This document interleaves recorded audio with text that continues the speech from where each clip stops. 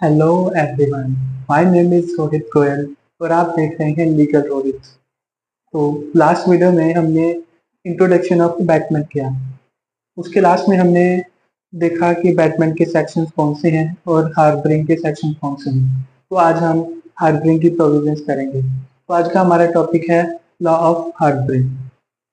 तो हम इसके फर्स्ट सेक्शन से स्टार्ट करते हैं। तो इसका फर्स्ट सेक्शन है सेक्शन 130 ऑफ आईपीसी, जब हो चुका है सेक्शन 158 ऑफ पीएमएस, जो है एडिंग एस्केप ऑफ रेस्क्यूइंग और हार्बरिंग सच प्रिजनर्स। तो हम बेर एक्ट से इसके प्रोविजंस देखते हैं।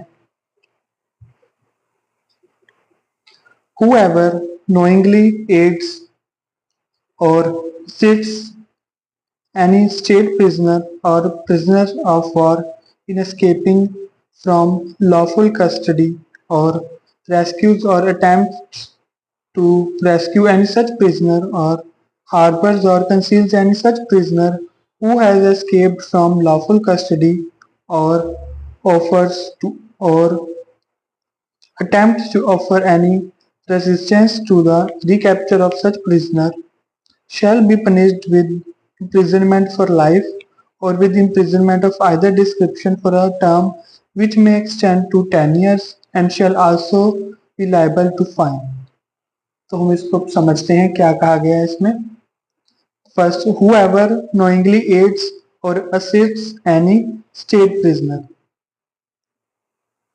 कोई भी व्यक्ति जानते हुए किसी की सहायता करे, किसी स्टेट प्रिजनर और प्रिजनर ऑफ वॉर की सहायता करे, एस्केपिंग फ्रॉम लॉफुल कस्टडी, उसको भागने में उसकी सहायता करे, और रेस्क्यूज और attempts to rescue any such prisoner, उसको बचाने की या उसको बचाने की कोशिश करे, और हार्पर्स और कंसील्स एनी सच प्रिजनर, उसको शरण देने की और उसको छिपाने की, who has escaped from lawful custody, जो एक lawful custody से भागा है, और offers or attempts to offer any resistance to the recapture of such prisoner, और उसको दोबारा पकड़ने आने से बचाने के लिए shall be punished with imprisonment of life, तो वो लाइबल होता है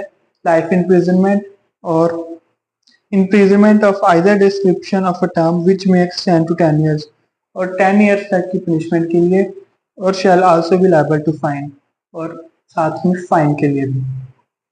तो इसमें ये कहा गया है कि कोई भी व्यक्ति जो स्टेट प्रिजनर और वार प्रिजनर को बचाने की, छिपाने की, उसको पकड़े जाने से उसको शरण देने में सहायता करता है, वो लाइबल होता है लाइफ इम्प्रिजनमेंट के लिए, 10 इयर्स तक एक्सटेंडेड इम्प्रिजनमेंट के लिए, और साथ में फाइन के लिए। इसमें एक्सप्लेनेशन दी गई है, स्टेट प्रिजनर और prisoner of war who is permitted to be at large at his parole within certain limits in India is said to escape from lawful custody if he goes beyond the limits within which he allowed to be at large। Explanation में क्या बोला गया है कि कोई भी state prisoner अगर वो 10 इयर्स के बाद अगर उसको पेरोल पे छोड़ा जाता है, तो उसके लिए एक लिमिट रखी जाती है कि वो इस एरिया के बाहर नहीं जाएगा। अगर वो इस एरिया के बाहर जाने में उसकी कोई सहायता करता है तो वो भी इसके अंडर लाइबल होगा। हम इसके एक एग्जांपल से समझते हैं। फॉर एग्जांपल, एक बॉम्ब ब्लास्ट करने वाला क्रिमिनल है, उसको 10 इयर्स के बाद पेरोल पे छोड़ा गया क्योंकि उसकी बेटी की शादी थी। तो उसको एक लिमिट दी गई कि वो इस डिस्ट्रिक्ट के बाहर नहीं जाएगा, पर किसी ने उसकी सहायता की उस डिस्ट्रिक्ट से बाहर जाने की, तो वो व्यक्ति भी इस सेक्शन के अंदर लाइबल होगा। बाकी आपके सामने इसके हिंदी मीनिंग्स लिखे गए हैं, आप अच्छे से समझ सकते हैं। स्टेट प्रिजनर कौन होता है? Who commits the offence that liable against the state. और प्रिजनर ऑफ वॉर कौन होता है? Who is waging a war against India. इसकी पनिशमेंट क्या बताई गई है? Life imprisonment up to 10 years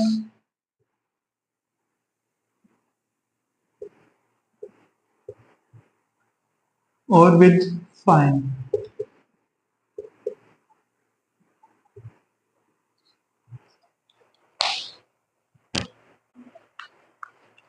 now next section is section 136 of IPC, जो अब हो गया है सेक्शन 164 ऑफ बीएनएस। ये सेक्शन क्या है? Harbouring deserter. डिजर्टर को हम क्या बोलते हैं? भगोड़ा। तो आइए पहले हम समझते हैं डिजर्टर कौन होता है। तो कोई भी व्यक्ति जो फौज में या किसी भी यूनिफॉर्म सर्विस हम जानते हैं क्या होती है, like army, navy, CRPF, BSF, police, कोई भी हो जिसमें यूनिफॉर्म वाली सर्विस हो, उसमें अगर कोई हालात खराब हो जाते हैं और वो उन हालातों को देखते हुए भाग जाता है तो उसे भगोड़ा कहा जाता है। हम किसी भी तरीके में भगोड़े को अलाउ नहीं करते हैं। हर एक लॉ में डिजर्टनेस को एक सीरियस ऑफेंस माना गया है, और अगर हम उस डिजर्टर को आश्रय प्रदान करते हैं तो उसकी पनिशमेंट इस सेक्शन के अंदर बताई गई है। तो आइए हम इस सेक्शन की प्रोविजन को पढ़ते हैं। Harboring deserter, whoever except as hereinafter expected, knowing or having reason to believe। knowing का मतलब आता है नॉलेज, मतलब उसको नॉलेज थी कि वो उस यूनिफॉर्म सर्विस का आदमी है, और रीजन टू बिलीव, उसके कंडक्ट से पता चल रहा था कि वो उस सर्विस का आदमी है। तो हम बाद में ये एक्सक्यूज नहीं दे सकते कि हमें तो पता ही नहीं था कि वो इस सर्विस का आदमी है। That an officer, soldier, sailor or airman in the army, navy और air force of the government of India. तो मतलब आप देखिए कि इसमें हर तरह का ऑफिसर, ऊपर से लेके नीचे तक के हर रैंक का ऑफिसर कवर्ड हो गया है जो आर्मी, नेवी और एयर फोर्स से बिलोंग करता है। हैज डिजर्टेड, तो भाग जाता है। हार्बर्स सच ऑफिसर, सोल्जर, सेलर और एयरमैन, उनको जो आश्रय देता है, shall be punished with imprisonment of either description of a term which may extend to 2 years or with fine or both। उसको क्या पनिशमेंट मिलती है? imprisonment extended up to 2 years, the second is with fine or with both। imprisonment extended up to 2 years और with fine or both। इसमें एक exception दी गई है। ये एक्सेप्शन आईपीसी सेक्शन 36 में जो थी उसको थोड़ी सी चेंजिंग आ गई है सेक्शन 164 ऑफ बीएनएस में। तो पहले हम जानते हैं पहले की एक्सेप्शन क्या बताई गई थी। This provision does not extend to the case in which the harbour is given by the wife to her husband. पहले ये था कि एक वाइफ अगर अपने हस्बैंड को आश्रय देती थी तो वो इस एक्सेप्शन के अंदर कवर होती थी, बट अगर एक हस्बैंड वाइफ को हार्बरिंग करता था तो वो इस सेक्शन के अंदर कवर नहीं होता था, जो अब चेंज हो गया है और उसकी जगह अब आ गया है स्पाउस टू द डेजर्टर। हम पढ़ते हैं इसको। This provision does not extend to the case in which the harbour is given by the spouse to the डेजर्टर।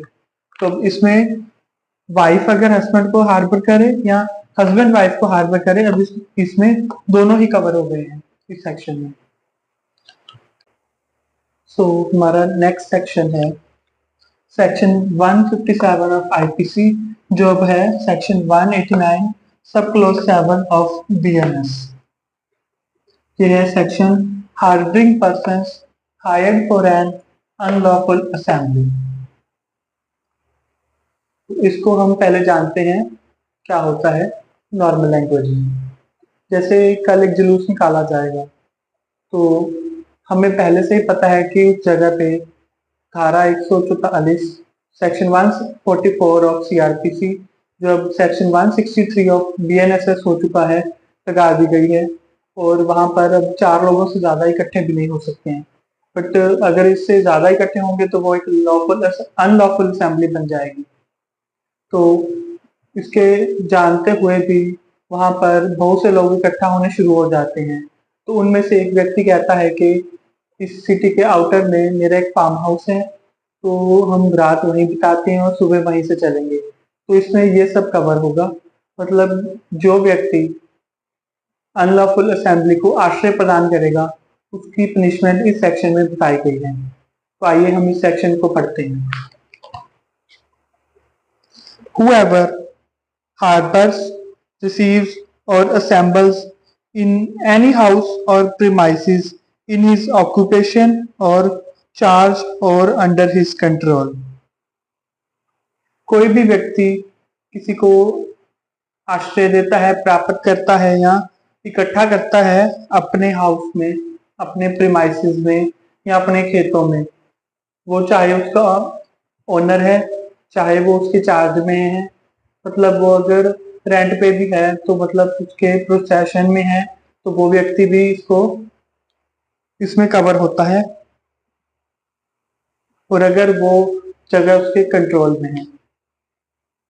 Any persons knowing that such persons have been hired, engaged or employed or are about to be hired, engaged or employed to join or become members of an unlawful assembly।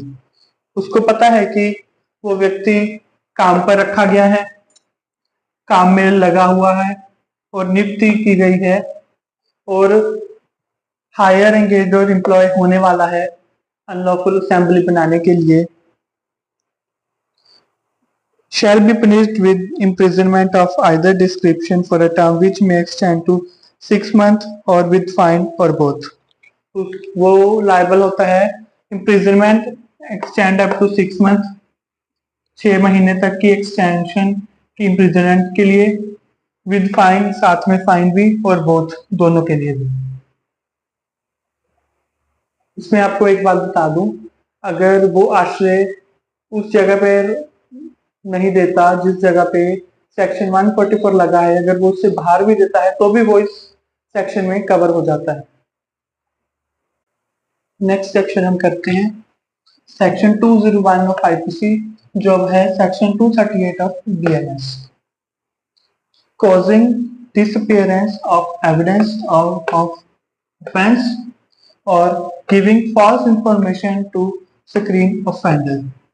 हम इस section को 2 parts में divide कर सकते हैं। तो first one is causing disappearance of evidence of offence, this is part A, and और giving false information to screen offender, it's part B. इस सेक्शन में क्या है, अगर हम किसी एविडेंस को छुपाते हैं, तबाह करते हैं, तो वो इस सेक्शन के अंदर कवर होता है। वो चाहे एक्यूज हो या कोई और व्यक्ति हो, जो भी करेगा वो इस सेक्शन के अंदर कवर हो जाएगा। ये बहुत ही कॉमनली यूज सेक्शन है। हम इसको एक एग्जांपल से समझते हैं। एक व्यक्ति मर्डर करता है और वो अपने घर आकर अपनी वाइफ को मर्डर वेपन नाइफ पकड़ा देता है और उसकी वो वाइफ उस वेपन को, उस नाइफ को कुएं में फेंक देती है, तो उसका हस्बैंड लायबल होगा 302 मर्डर में और उसकी वाइफ लायबल होगी 201। नाउ सेक्शन 238 ऑफ बीएनएस इस सेक्शन के अंडर कवर होगी। तो हम इसकी प्रोविजन को पढ़ते हैं।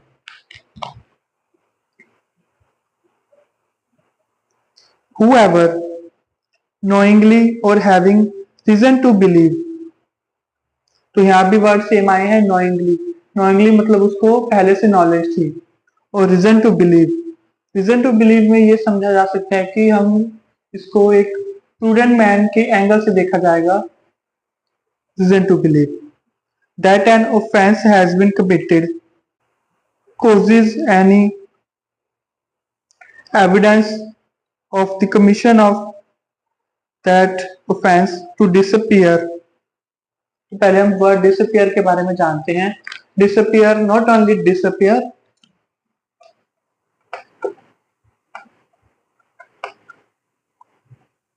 it includes destroy and tampering।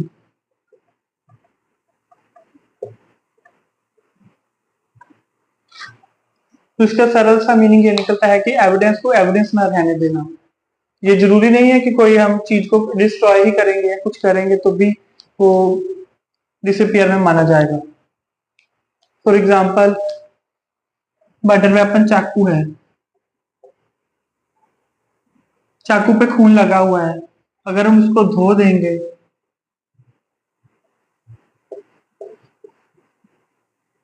तो वो भी डिसअपियर में ही आएगा। ये तो नहीं है कि चाकू ही वैनिश हो गया, बट अगर उसको धो देंगे तो एविडेंस तो वैनिश हो ही गया ना, तो वो डिसअपियर में आएगा। With the intention of screening the offender from legal punishment, मतलब कि अगर हम इस तरह से एविडेंस को डिसअपियर या छुपा दें या तबाह कर दें कि उसको लीगल पनिशमेंट से बचाया जा सके, और with that intention gives any information respecting the offense which he knows or believes to be false, और उसके साथ के व्यक्ति अगर झूठ बात बता दें उसको इसी इंटेंशन से कि उसको लीगल पनिशमेंट से बचाया जा सके, तो वो भी इसके अंडर ही कवर होगा। इसमें सब दोनों पॉइंट्स में मैटर करते हैं कि तुम्हारा रिलेशनशिप क्या है। अगर तो फैमिली के व्यक्ति हैं तो ये भी माना जाएगा कि ये रीजन टू बिलीव है, तो ये यहाँ तो झूठ बोल रहे हैं या फिर उसको बचाने की कोशिश कर रहे हैं, इसलिए उन्होंने डिसअपियर किया है। और अगर कोई स्ट्रेंजर है तो ये प्ली ले सकते हैं इसमें और इससे बचा जा सकता है। शैल, आगे हैं इसकी पनिशमेंट्स। हम इसकी पनिशमेंट्स देखते हैं क्या कहा गया है। सब close A, if the offence which he knows or believes to have been committed is punishable with death, be punished with imprisonment of either description for a term which may extend to 7 years and shall also be liable to fine। सब close ए में क्या बोला गया है हम देखते हैं।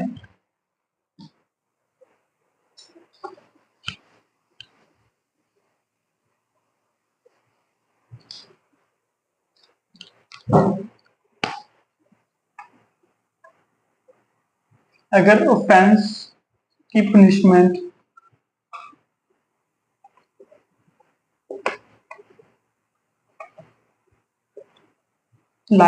Death है तो इस सेक्शन की पनिशमेंट होगी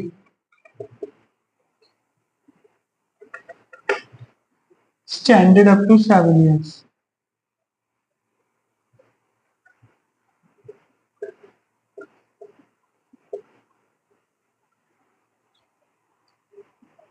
और विद फाइन,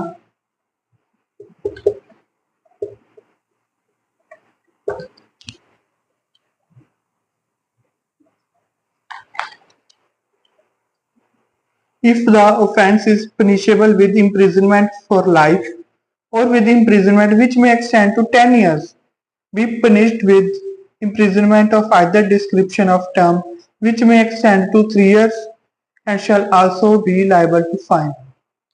अगर पनिशमेंट इसमें दी गई है लाइफ और extended to 10 years, then punishment होगी extended to 3 years with fine.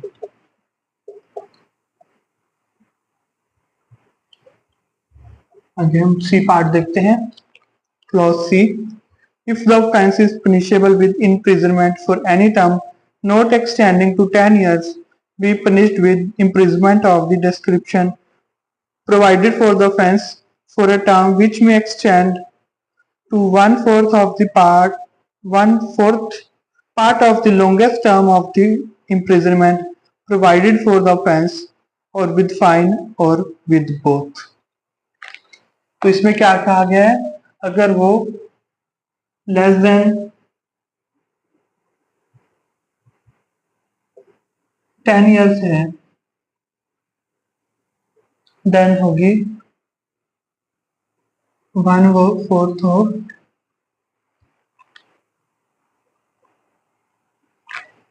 longest term।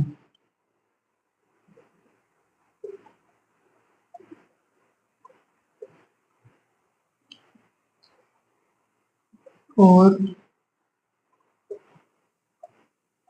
With fine और बोथ।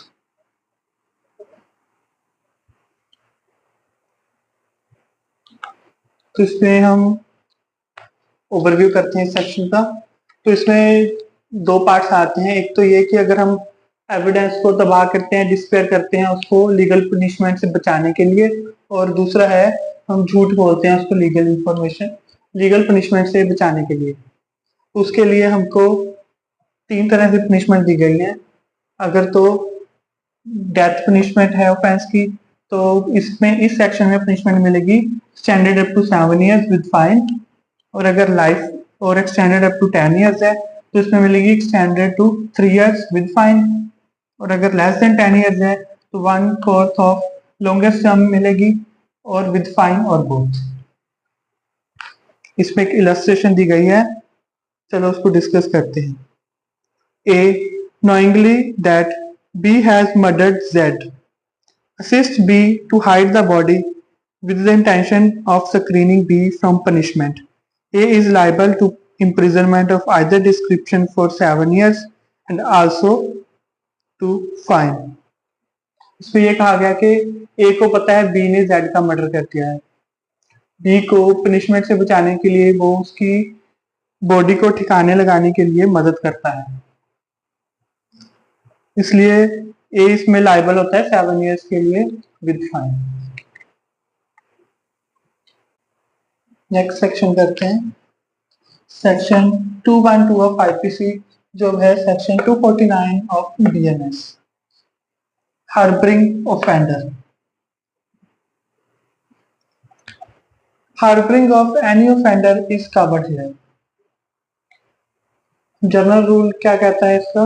अगर हमें किसी भी व्यक्ति को, किसी भी अक्यूज को आश्रय नहीं देना चाहिए, उसकी ड्यूटी बनती है कि वो उसे नियरेस्ट लीगल अथॉरिटी या मैजिस्ट्रेट के पास लेकर जाए।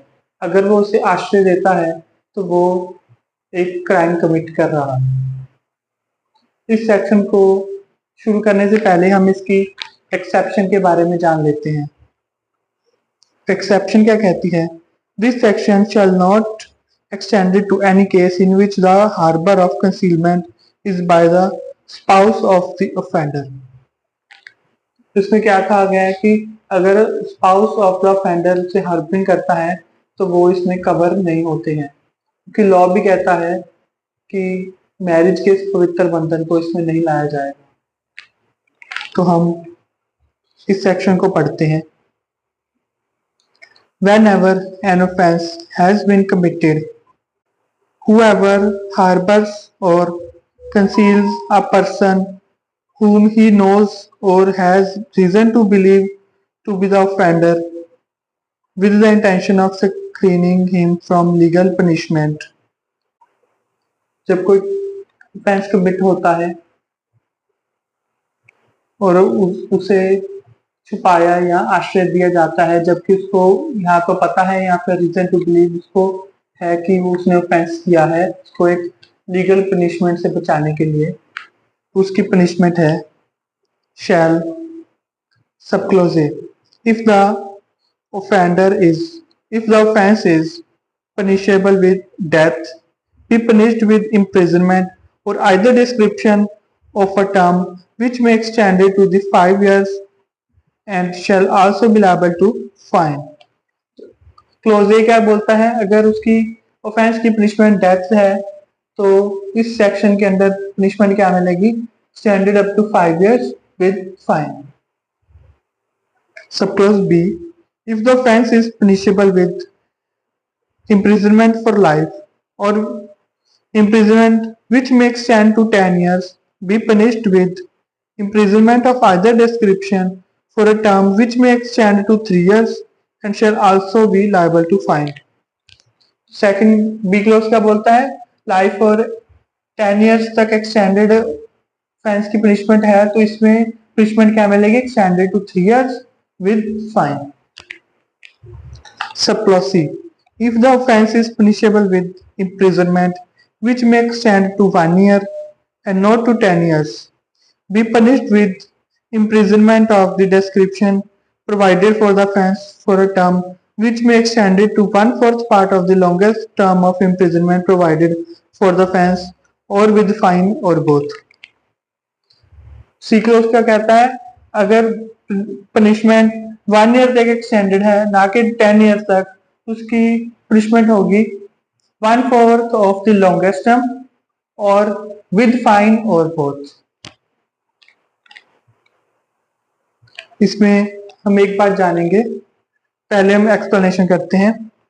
Offence in this section includes any act committed at any place out of India which if committed in India would be punishable under any of the following sections। इसमें क्या कहा गया है कि अगर कोई भी ऑफेंस इंडिया के बाहर हुआ है और अगर मान लो वो इंडिया में हुआ हो और वो भी पनिशेबल होगा अगर यहाँ लिखे गए सेक्शंस के अंडर फॉल करता है, नेमली 103, 105, 307, subsections 2, 3 and 4 of section 309, subsection 2, 3, 4 and 5 of section 3010, 310, 311, 312, clauses F and G of section 326, subsection 4, 6, 7, 8 of section 331, clauses A and B of section 332, and every such act shall, for the purpose of this section, be deemed to be punishable as if the accused person had been guilty of it in India। ये माना जाएगा कि उसने वो act India में ही किया गया है और उसे उसी प्रकार की पनिशमेंट दी जाएगी। हम पहले ये जानते हैं, अगर कोई व्यक्ति स्पेशल लॉज में कोई ऑफेंस कमिट करता है और कोई व्यक्ति उसको हार्बर करता है तो वो इस सेक्शन के अंडर लायबल पनिशमेंट के लिए होगा या नहीं।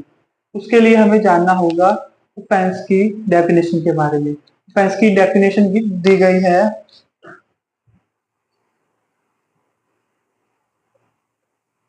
ऑफेंस की डेफिनेशन दी गई है सेक्शन 2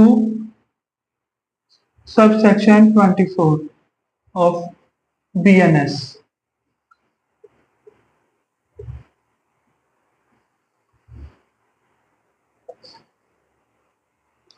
तो देखते हैं हम स्पेशल लॉज इस सेक्शन पे लगते हैं या नहीं। Section 2 subsection 24 offence except in the chapters and sections mentioned in sub clauses A and B, the word offense means the act made punishable by this संहिता। इसमें ये कहा गया है कि जो सब क्लोज 1 A और B में जो सेक्शंस बताए गए हैं उसको छोड़कर जो भी सेक्शंस हैं वो स्पेशल लॉज पे अप्लाई नहीं करेंगे।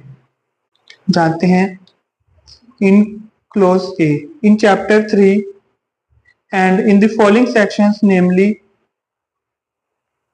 subsections 2, 3, 4 and 5 of section 8, section 9, 49, 50, 52, 54, 55, 56, 57, 58, 59, 60, 61, 119, 120, 123, subsection 7 and 8 of section 27, 222, 230, 231, 240, 248, 250, 251, 259, 260, 261, 262, 263, subsection 6 and 7 of section 308, subsection 2 of the section 330, and the word offense means a thing punishable under the Samhita or under any special law or local law। तो हमने ये सब close ए पढ़ा, इसमें section 249 नहीं आया है, तो इसका मतलब ये है कि जो सेक्शन इस क्लोज में बताए गए हैं वही सेक्शन स्पेशल लॉज और लोकल लॉज पे अप्लाई होंगे।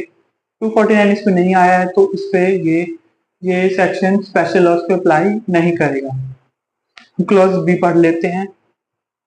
इन sub section 1 of section 189, section 211, section 212, 238, 239, 249, 253 and subsection 1 of section 329 and the word offense shall have the same meaning when the act punishable under the special law or local law is punishable under such law with imprisonment for a term of 6 months or more, whether with or without fine. तो sub clause B में क्या बोला गया है कि इसमें 249 section cover हो रहा है, बट इसमें क्या बोला गया है कि अगर किसी स्पेशल लॉ में अगर पनिशमेंट 6 मंथ और मोर की इम्प्रिजनमेंट होगी तभी इन सब सेक्शन स्पेशल लॉज पे अप्लाई करेंगे। अगर पनिशमेंट 6 मंथ से कम है तो ये अप्लाई नहीं करेंगे। तो ये कहता है हमारा सेक्शन 249 हार्बरिंग ऑफेंडर।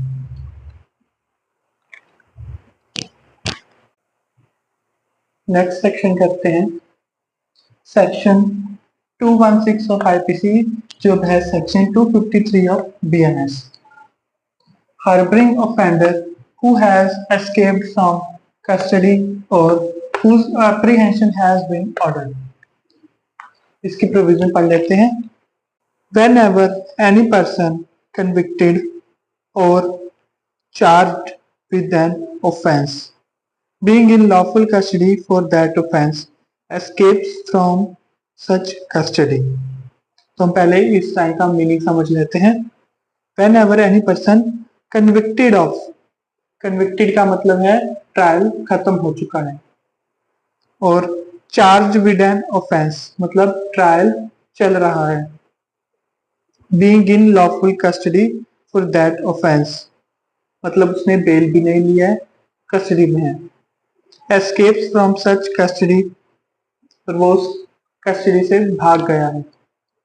और whenever a public servant in the exercise of the lawful powers of the such public servant orders a certain person to be apprehended for an offense, whoever knowing or at the time of investigation वो accused भाग गया है और उस public servant ने उसको पकड़ने का ऑर्डर जारी किया है। Whoever knowing of such escape or order of for apprehension harbors or conceals that person with the intention of preventing him from being apprehended। कोई भी व्यक्ति जानते हुए कि वो कस्टडी से भागा है या उसको पकड़ने का ऑर्डर है फिर भी वो जानते हुए उसको छुपा लेता है, shall be punished in the manner followingly। तो वो पनिशमेंट के लिए लायबल होता है। namely if the offense for which the person was in custody or in order to be apprehended is punishable with death, he shall be punished with imprisonment of either description for a term which may extend to 7 years and shall also be liable fine। अगर death penalty दी गई है offence के लिए तो punishment इसके अंदर आएगी standard up to 7 years with fine। Subclause B, if the offense is punishable with imprisonment for life or imprisonment for 10 years, he shall be punished with imprisonment of either description with the term may extend to 3 years or with or without fine। उसमें extend अगर life imprisonment और 10 years दी गई है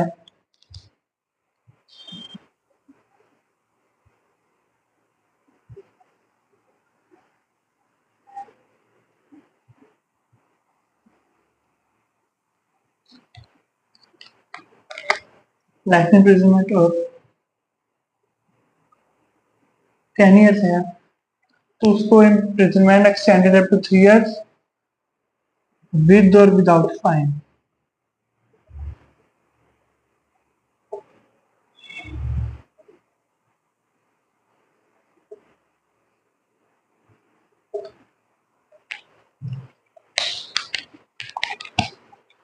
Subclause C, if the offense is punished with imprisonment which may extend to 1 year and not to 10 years, he shall be punished with imprisonment of the description provided for the offense for term which may extend to 1/4 part of the longest term of the imprisonment provided for such offence with the or with fine or with both। तो इसमें sub clause C में क्या बोला गया है कि अगर उसकी punishment standard to 1 year not to 10 years है तो 1/4 ऑफ द लॉन्गेस्ट टर्म और विद फाइन और बोथ बताई गई है। Before explanation we have to read exception. The provision of this section do not extend to the case in which the harbor or concealment is by the spouse of a person to be apprehended। यहाँ भी same exception दी गई है, अगर spouse द्वारा उसको harbouring की जाती है तो वो लाइबल नहीं होते हैं। Explanation। Offense in this section includes also any act or omission of which a person is alleged to have been guilty out of India, which he had been guilty of it in India, would have been punishable as an offense, and for which he is under any law relating to extradition or otherwise liable to be apprehended or detained in custody in India, and every such act or omission shall, for the purpose of this section, be deemed to be punishable as if the accused person had been guilty of it in India। तो इस explanation में क्या बताया गया है कि अगर कोई व्यक्ति आउट ऑफ इंडिया क्राइम करके आता है और अगर वो क्राइम इंडिया में भी पनिशेबल है और एक्स्ट्राडिशन में भी है तो वो इस तरह से लायबल होगा जैसे उसने वो क्राइम इंडिया में ही किया है। तो ये है सेक्शन 253। नेक्स्ट सेक्शन करते हैं सेक्शन 216A ऑफ आईपीसी, जो बन गया है section 254 of BNS. Penalty for harbouring robbers और डेकॉइटीज। तो ये सेक्शन हार्बरिंग के साथ साथ बहुत से टॉपिक्स को कवर कर रहा है, जैसे कि common intention, group liability, abatement by adding, harbouring and dacoity. इसमें ये कवर करता है बिफोर एंड आफ्टर ऑफेंस। हम इस सेक्शन को पढ़ लेते हैं। Whoever knowingly or having reason to believe that any person are about to commit or have recently committed robbery or dacoity। तो आप देख सकते हैं इसमें आफ्टर और बिफोर द ऑफेंस दोनों ही दिखा रहा है। जैसे about to commit is before the offense and have recently committed robbery or dacoity is after the offense। अगर बिफोर द ऑफेंस आ रहा है कॉमन इंटेंशन भी बन रही है, ग्रुप लायबिलिटी भी बन रही है इससे, और अबैटमेंट बाय एडिंग भी हो रहा है। हार्बर देम और any of them with the intention of facilitating the commission of such robbery or dacoity। इस लाइन में ये बात तो क्लियर हो गई है कि ये अबैटमेंट बाय एडिंग का भी टॉपिक बन रहा है, अबैटमेंट बाय एडिंग को भी कवर कर रहा है।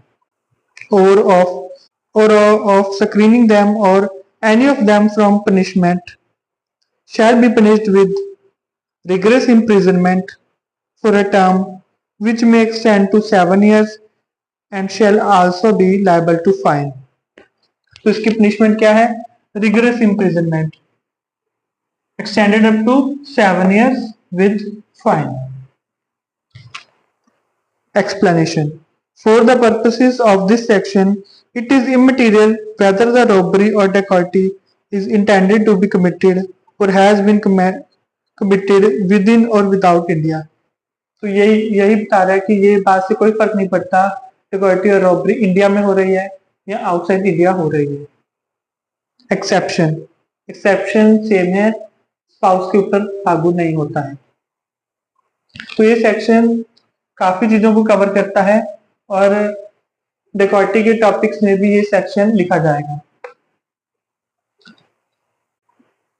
With this section, we completed the topic of law of harboring। I hope you guys understand this topic। Thank you for watching my video। Please do like and subscribe my video। Thank you।